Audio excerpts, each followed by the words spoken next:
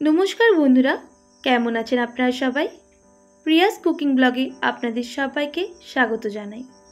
আজকে আমি কাতলা মাছের দারুণ সুস্বাদু একটি রেসিপি আপনাদের সঙ্গে শেয়ার করব, কাতলা ভাপা। তো স্কিপ না করে সম্পূর্ণ ভিডিওটি দেখার জন্য আপনাদের কাছে অনুরোধ রইল। তো চলুন বন্ধুরা আজকের রেসিপিটা আমরা দেখে নিই।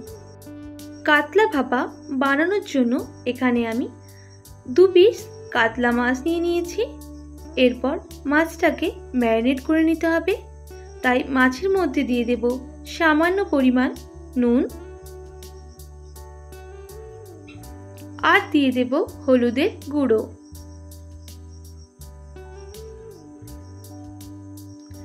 এরপর ভালো করে ম্যারিনেট করার জন্য এখানে আমি সামান্য পরিমাণ সরষের তেল দিয়ে দেব।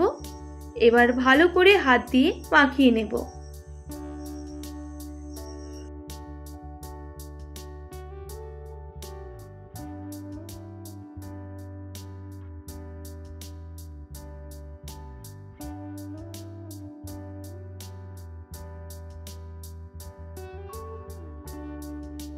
তো ভালো করে ম্যারিনেট হয়ে গেছে। এখানে আমি কাতলা মাছ বানানোর জন্য নিয়ে নিয়েছি কোচানো টমেটো, 3টে কাঁচা লঙ্কা, 5 ফোড়ন আর 2টো শুকনো লঙ্কা বাটা। এখানে এবার একটা কড়াই বসিয়ে দিলাম। কড়াইটা গরম হয়ে গেলে এর মধ্যে দিয়ে দেব সরষের তেল। তেলটা একটু ভালো করে গরম করে নিতে হবে। তেলটা ভালো করে গরম হয়ে গেলে এখানে আমি 5 ফোড়নটা দিয়ে দেব।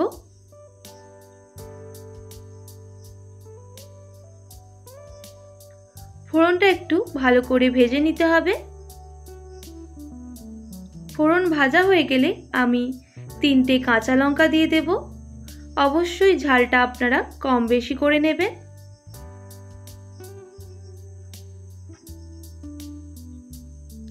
কাঁচা লঙ্কা ভাজা হয়ে গেলে কোচানো টমেটো অ্যাড করে দেব।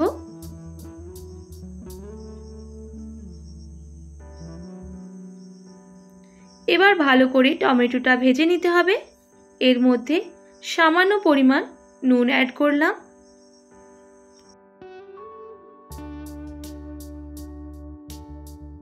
তো টমেটোটা ভালো করে ভাজা হয়ে গেলে বেটে রাখা শুকনো লঙ্কা আমি হাফ টেবিল চামচের মতো দিয়ে দেব। আবারও ভালো করে টমেটোটার সাথে শুকনো লঙ্কাটা কষিয়ে নেব। এবার বাটি ধোয়া জলটাও আমি দিয়ে দিলাম।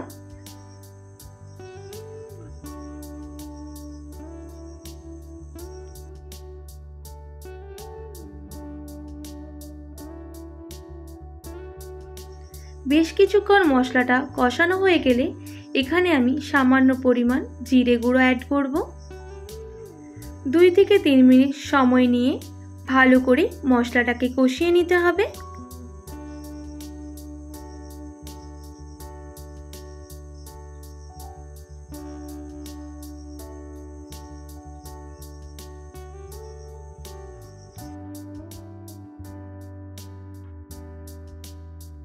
তো মশলাটা দেখুন একদম রেডি হয়ে গেছে।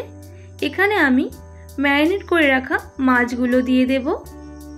এবার মশলার সাথে মাছগুলো বেশ কিছুক্ষণ এইভাবে ভেজে নেব।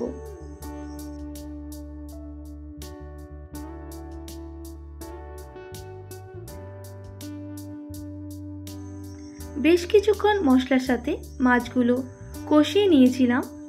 এরপর এখানে জলটা অ্যাড করে দেব। এখানে আমি 1 গ্লাস মতো জল দিয়ে দিলাম। আপনারা আপনাদের পরিমাণ মতো জলটা দিয়ে দেবেন।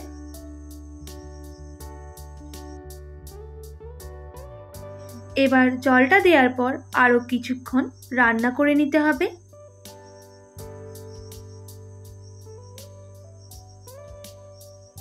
তার জন্য আমি এখানে ঢাকনা দিয়ে ঢেকে দেব 2 মিনিটের জন্য।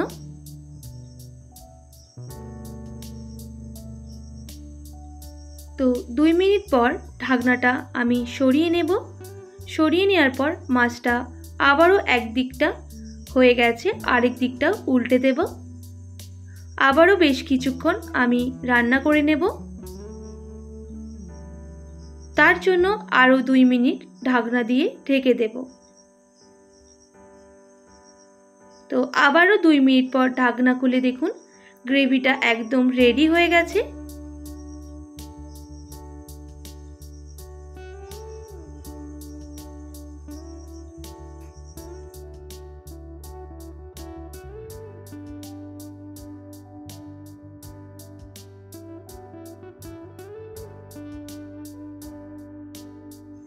এখানে এবার স্বাদ মতো চিনি আমি অ্যাড করে দেব। চিনিটা দেওয়ার পর এবার একটু আমি নাড়াচাড়া করে নামিয়ে নেব।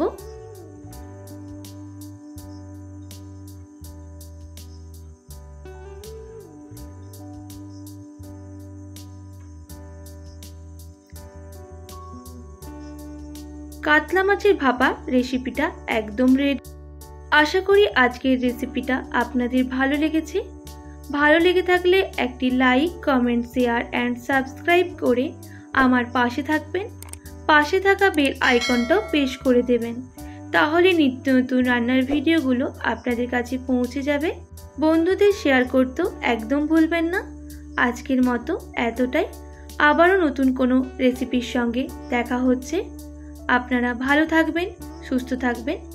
আর এতক্ষণ আমার সঙ্গে আমার ভিডিওটি দেখার জন্য অনেক অনেক ধন্যবাদ আপনাদের সবাইকে।